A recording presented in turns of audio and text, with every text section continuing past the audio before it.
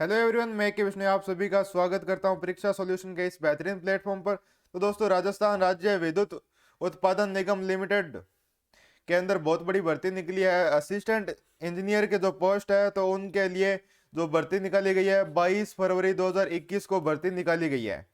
तो इसके अंदर assistant engineer electrical, mechanical, civil, control, instrumentation और communication, fire and safety, information technology यानी कि आईए। तो अलग अलग चर्चा कर लेते हैं कि कौन से पदों पर कौन सी भर्ती निकाली गई है और कितने पद निकाले गए हैं। कैटेगरी वाइज की ओबीसी के कितने पद है, जनरल के कितने पद है। तो आरवी यूएनएल के अंदर इलेक्ट्रिकल असिस्टेंट आईएन के जो पद है, एईएन के पद है, वो इलेक्ट्रिकल से आरवी यूएनएल के अंदर 6 पद, जिसमें से जनरल के 2 पद है। बीसी बैकवर्ड क्लास से 1 पद, एससी से 1 क्लास 1 पद, एसटी से 1 पद और ईडब्ल्यू से 1 पद। तो जो पीडब्ल्यूडी से है तो 1 पद उनको दिया गया है। जे वी वी एन एल के अंदर टोटल 10 पद निकाले गए हैं, जिनमें से 5 जनरल के हैं और उसमें से 1 फीमेल का है। मतलब जनरल के अंदर 6 पद है और 2 पद ओबीसी से है। ओबीसी अदर बैकवर्ड क्लास से 1 पद एसटी एससी और 1 पद एसटी, 1 पद फिजिकल हैंडीकैप्ड के लिए निकाला गया है।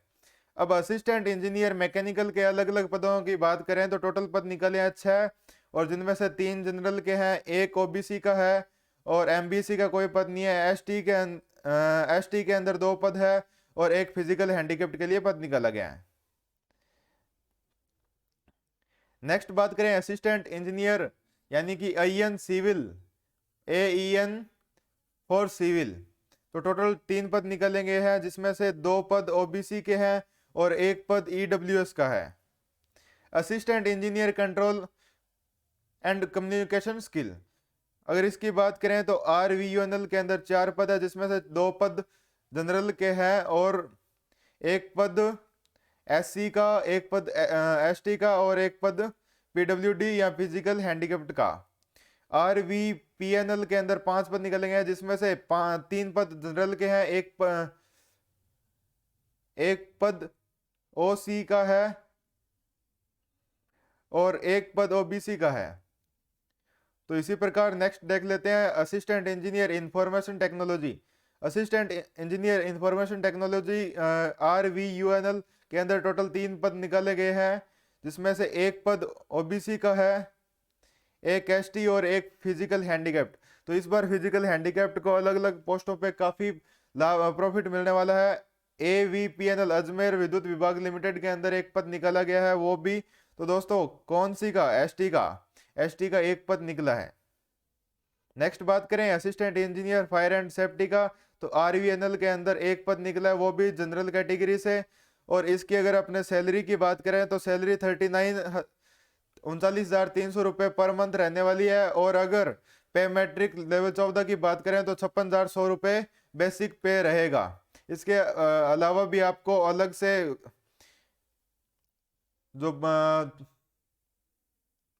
अलाउंस मिल सकते हैं, यानी कि छूटें मिल सकती है। कि कौन कौन सी छूटें मिलती है आपको, रहने क्या और खाने और वहाँ की जो फैसिलिटी है वो आपको सरकार के नियमों और गाइडेंसों के अनुसार मिलती रहेगी।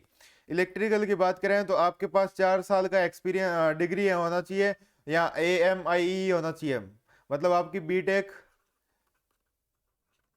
बीटेक या आपके पास AMI का सर्टिफिकेट होना चाहिए। कौन से सब्जेक्ट से इलेक्ट्रिकल के लिए दोस्तों, आपको इलेक्ट्रॉनिकल, इलेक्ट्रिक और instrumental control, power system, high voltage power electronics, power engineering, इन सभी से आपके पास डिग्री होनी चाहिए जो AICTC से अप्रूव्ड कॉलेज हो।